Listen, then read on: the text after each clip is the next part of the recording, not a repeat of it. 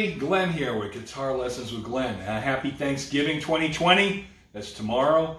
And I just wanted to talk to you today a little bit about some basics that I'm going to go over for the beginning students. So if you know how to make certain chords and you've got all your first position chords down, you might want to skip this video today. So today I'm going to go over some of the basics on why your chords might not be sounding the way you want them to.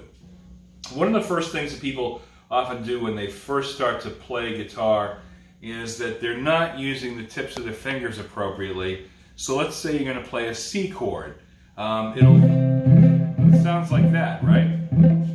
Well, the best thing that you can do is actually pivot your wrist so it sounds a lot clearer. So what I like to do is I like to drop the wrist down a little bit, and you can listen to every note. So every time you make a chord, whether it's a C chord, G chord, D chord, oh, the dreaded F chord, which always comes out like this when you start out. Pressing harder with your right hand does not make the notes ring better. You have to really press down. So whether you're playing those chords when you first start out, always go note for note and see what note is missing. So if I play the C chord, for example,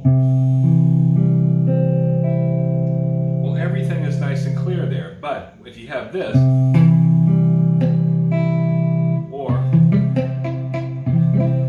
to drop your wrist. So let me show you a better way to get the wrist dropped. Okay, so here's a C chord. If I play it like this,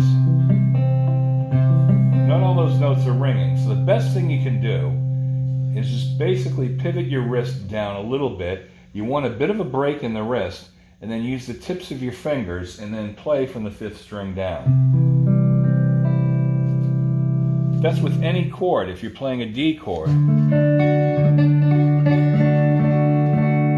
get the tips of the fingers in there and it'll sound a lot clearer.